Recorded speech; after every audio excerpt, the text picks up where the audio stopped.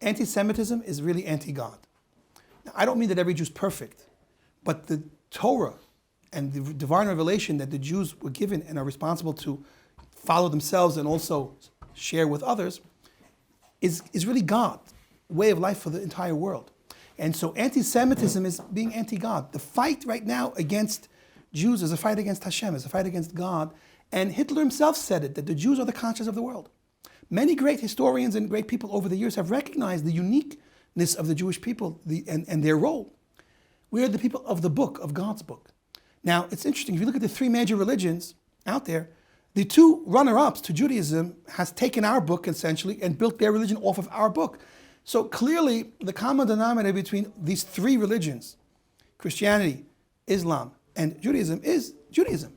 Judaism is the base of all of it. So what's stopping these three religions from making peace is the students want to be the teachers. When students want to be teachers, so then, unfortunately, you have no teachers because you have students. You know, in the role that's not their own. The Christians think they understand divine unity better than the Jews. The Christians think they understand the secrets of creation and all the deepest kabbalah of how an infinite God created a finite world. They understand all of that enough to conclude that God had a world that he loved so much, so he killed his own son for that world. The whole thing makes no sense because you have teachers instead of students. You want to know the truth? The truth is this. Christianity was started by some Jews that were very deep thinkers. They knew Kabbalah, they knew deep mysticism, and in that, the depth of what they understood when they tried to impart that to other people, they got it messed up. They messed it up. They think that they taught them about a Trinity. No. They taught them about a concept called divine unity, which is rooted in Kabbalah, which you have to go to a true Kabbalist to understand, which Moshe understood, which the prophets of Israel understood, which the sages of Israel understood. And perhaps even Jesus understood on some level. But that's been perverted. And so Christianity today is a mistake. It's Kabbalah gone wrong.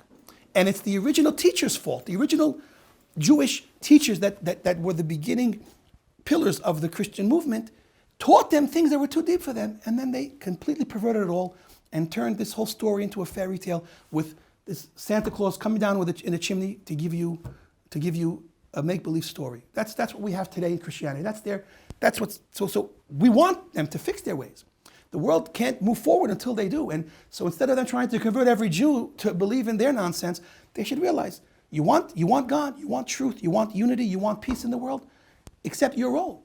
Go to a good rabbi, Chabad's all over the world, go to your local Chabad rabbi, and he'll teach you all about divine unity, and all about the oneness of an infinite God that can be manifest in a finite world, and all about the divine spark within God's creations. He'll teach it all to you. Actually, join my channel. I'll try my best as well. But you don't have to. You got Chabad rabbis everywhere right now. Thank God, God put Chabad everywhere there's Coca-Cola, so the whole world can repent and do tshuva. Islam, I'll tell the Islam. I mean, first of all, you got to get some of the radical ideas out of your head. You got to put the knives down, the guns down, the bombs down, put it all down, and recognize one thing. Yes, Ishmael and Yaakov were brothers, right? Now, you want to fight, so call it an eternal fight. You want one more piece of land because without that you feel robbed. So obviously you're full of it because the entire map until you zoom in 25 times is green. You have enough green.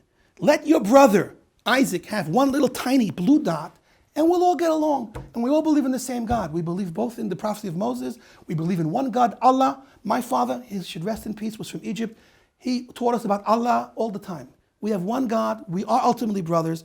But if you got to stop hating, and you got to stop lying, and you got to stop trying to steal what's not yours, and we'll be able to live in peace. Give us one blue dot, and we have our peace. You already have belief in the right God.